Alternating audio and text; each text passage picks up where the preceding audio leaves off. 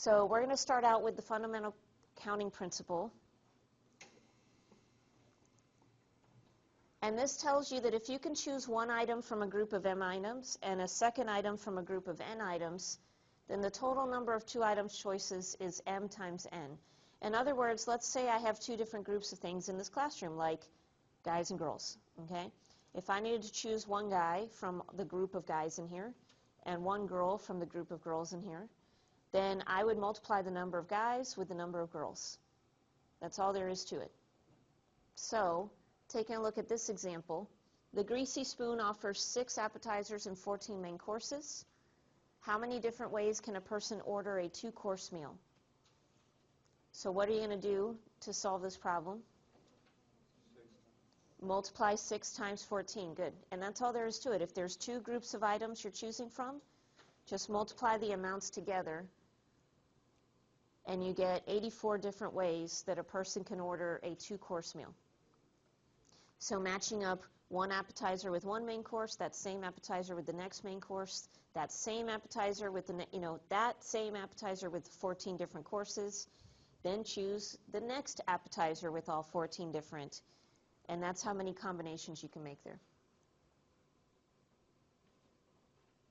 Now, you're not always going to be choosing from just 2 groups of items.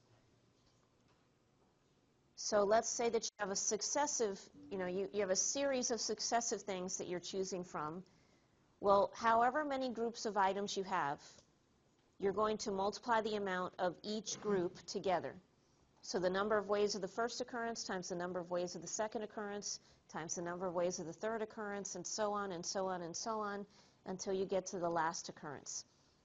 You notice how, now if you have your handout, you have these fill in the blanks in there, so you're just filling in number of ways, first occurrence, number of ways, second occurrence, and so on. I actually put in the blanks specifically because that's how I solve the problem. I make a blank for every group of items that I'm doing, and then I fill in the amount, the number amount, for each of those groups, so then I can visually see what I'm multiplying together. Okay, so here's another example. Next semester, you're planning to take 3 courses, Math, English, and Humanities.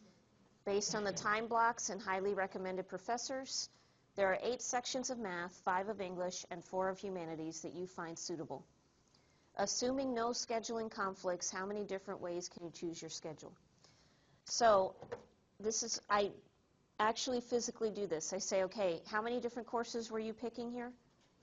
3. So I have 3 blanks. I have a blank for the math, a blank for English,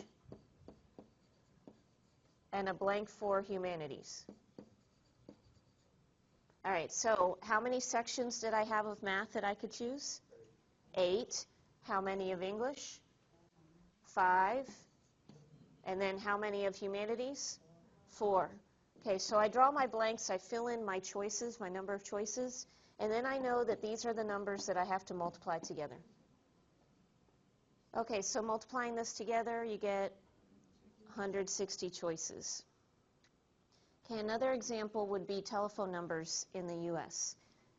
Telephone numbers in the U.S. begin with 3-digit area codes followed by a 7-digit local telephone number. Area codes and local telephone numbers cannot begin with a 0 or a 1. Okay, so think about your 3-digit area code and your 7-digit local telephone number. And they can't begin with a 0 or 1, each piece. Okay, so here's how I would draw this problem up. Okay, well, there's the question, sorry. How many different telephone numbers are possible? It helps to know what you're looking for, right? How many different telephone numbers are possible?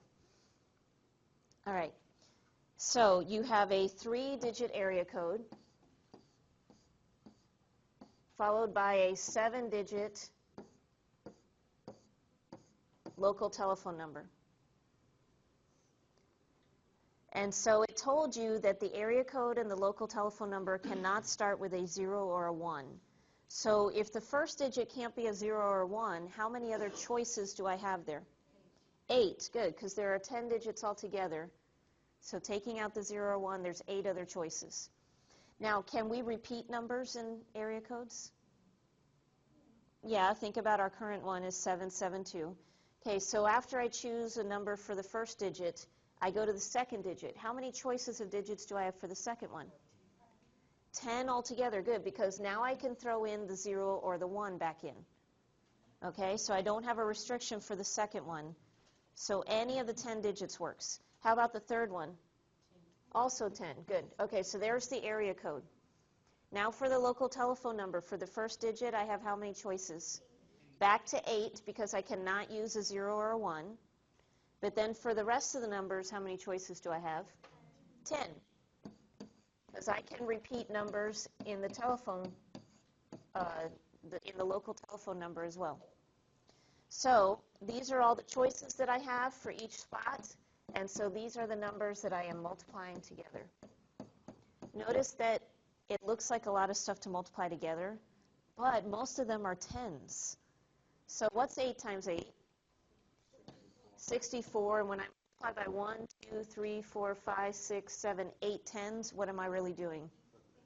Putting 8 zeros behind it.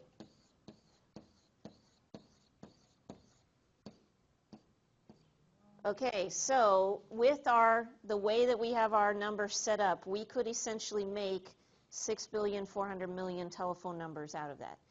So hopefully we've got everybody covered.